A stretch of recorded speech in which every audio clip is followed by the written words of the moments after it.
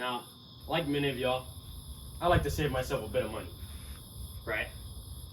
But that comes with a bit of a price. This comes with getting dirty, slimy, sticky, and I personally don't like that. But I have worked on vehicles for the past couple years of my life, and it just happens. But there's a lot of ways to negate a lot of those things from happening. You can prevent yourself from getting dirty or slimy in most situations. But oil changes are one of the dirtiest jobs you can do. And it usually consists of about 3 different aspects. I consider it 3. It's preparing your setup, draining the actual oil, and replacing the oil filter and oil itself. For step 1, you have to find out what oil filter you need for your vehicle. You can call up your local auto parts store. You could look in your owner's manual. You could look in all these different places. You could find what type of oil you need off of your oil valve cover. It tells you exactly what you need on there. Then you could also ask auto part mechanics what tools you'll need for it. Most of the time you'll need a pair of channel locks to take off the oil filter. You'll need a socket set or a wrench set to take off the bottom plug for the oil pan. You'll need a drain pan, so that way then you have somewhere to put your oil into. You'll likely need a crawler to go under and out from under the vehicle. Sometimes if your vehicle is pretty low to the ground, you might need something to elevate the front of your vehicle, so that way you can get to your oil pan and all of that. Also, a good thing is gloves, rubber gloves, anything like that can protect you from burning, protect you from getting dirty, slimy, slippery. It can prevent a lot of stuff, and that's good whenever you're working with vehicles. You don't really like to be slipping off of stuff you're having to touch. The next part is the dirty part.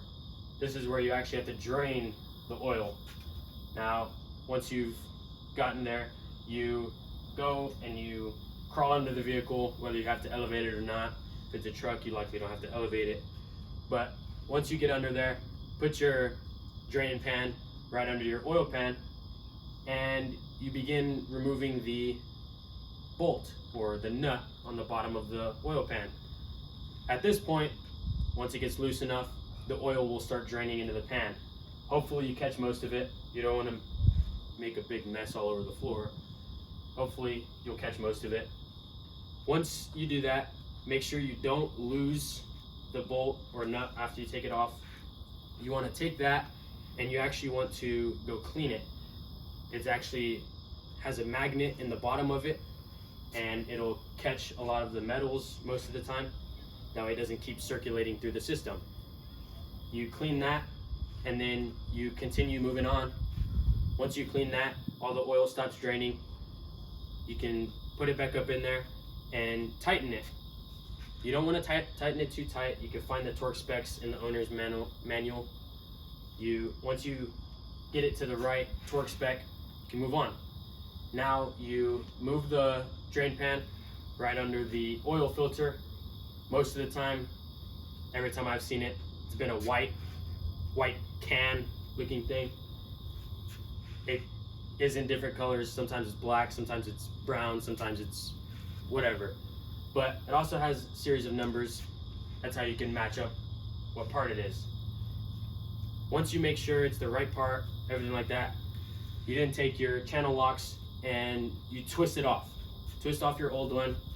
It will start leaking oil. That is why you have the drain pan under it. Once the oil comes off, or once you get it off, just set it in the drain pan. That way the oil that's still inside the filter won't make a mess everywhere.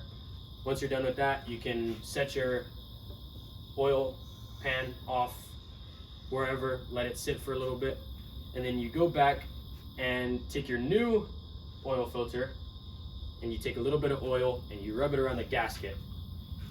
Once you've done that, you take it up there and you twist it on hand tight. Make sure it's hand tight. You don't want to overdo it. And then once you get it hand tight, take your channel locks and you want to rotate it about 1/4 of the way.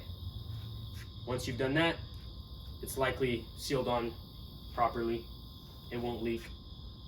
Once you've done that, you can go back up to the top, and this is where you remove your oil valve cover and you can start adding oil. Once you start adding oil, add quite a bit, and you stop, run the engine a little bit, turn the engine off, check the dipstick. Obviously it's not going to be there on the first time. Keep adding oil and running the engine to allow the oil to circulate. Once you've done that enough and you've been checking the dipstick and it says it's full, then you're good. And once you're done with all that process, put your oil valve cover back on, and then you continue on. And once you have, make sure that it's not leaking anywhere, then you can take the oil that you have already and you can take it to go recycle it.